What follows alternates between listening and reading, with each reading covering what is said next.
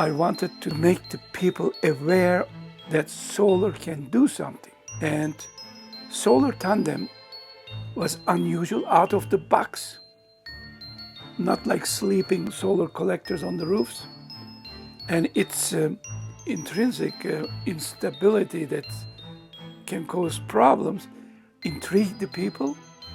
And I said, let's make this problem even bigger, put a canopy on the top, which makes us top heavy, and then zoom through the desert.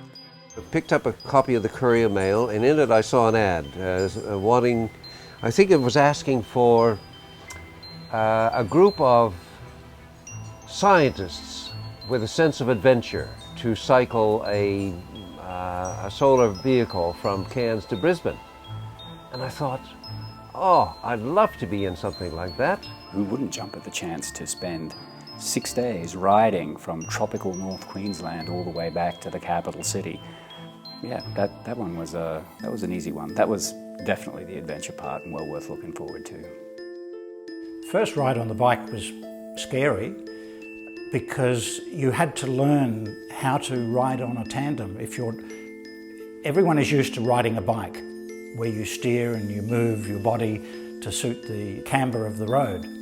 But it was explained to us fairly clearly at the start that if you're riding at the back, you mustn't try and steer the bike.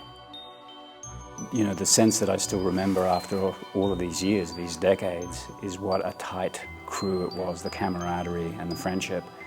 And I think that grew out of a couple of different things: the training together, the anticipation of the event, the working to improve the bicycle. And then the days on the bike themselves were not physically easy days, so that by the time you'd done a very long segment in the tropical sun, I think working together as a team in that kind of adversity really very quickly developed a band of brothers, sisters mentality. And of course, in those days, the bridges were really just planks with a little bit of bitumen on them, and there were some quite marked ridges, and the bike was being ridden across a bridge, and it got caught in the indents, and down she went. That was a big event on the whole trip, not least because people lost skin. The bike probably suffered from the impact, and Stuart's tender treatments were needed again to get the bike running. And it was difficult. There were things going wrong. The motor didn't always work, the tyres blew out, we were running behind schedule.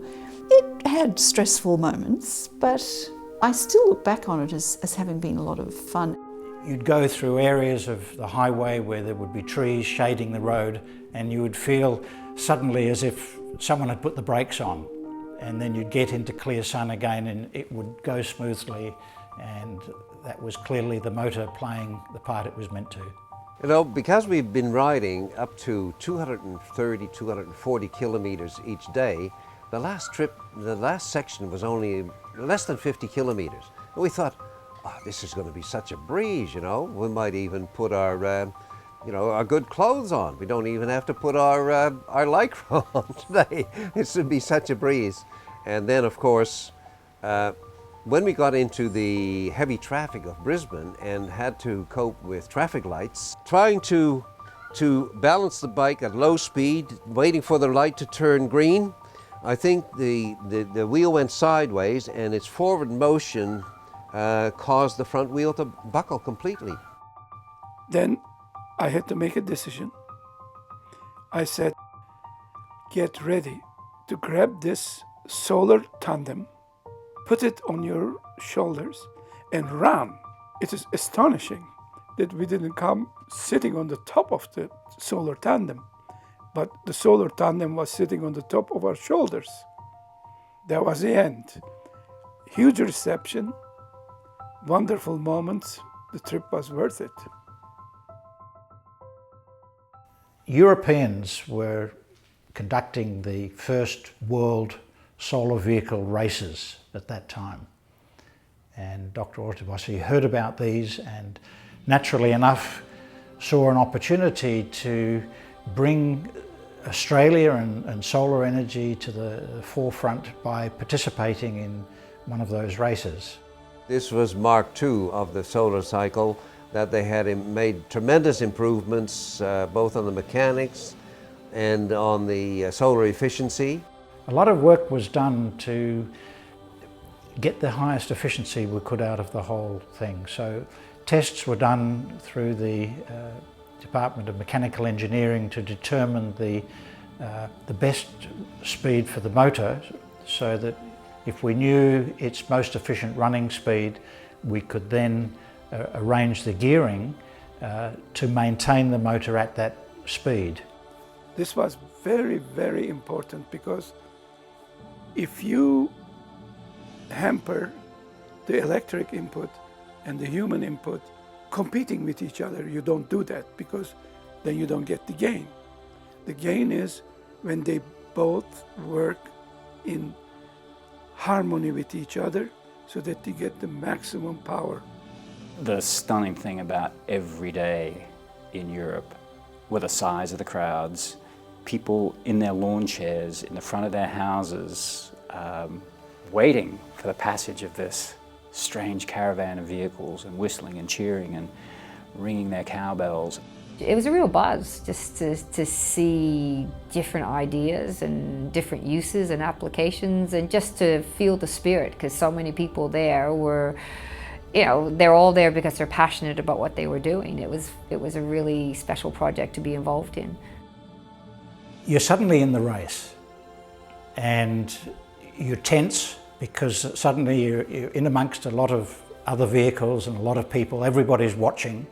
You wonder what's going to happen, and you strike your first hill and you think, God, how are we going to get past that? Because most of the training had been on relatively flat ground, and you could stop. But here you had to keep going, and you had just to grit your teeth and get into it.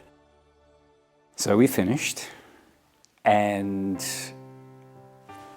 we'd won our category. I don't think that had really, particularly sunk in, It had been too much fun, You win, you finished it, it was a great time. But holding in your hand the medal that said Weltmeister, world champion, and then turning around and seeing this other extraordinary array of vehicles, and then having it all come home, a race that had started in the south of Germany, looped through Switzerland, the second world championship of solar-powered vehicles, and this strange four-seater solar-powered tandem bicycle from Australia had won its category. It was a pretty magical moment that I think was one that will stay with me for a long, long time. Yeah.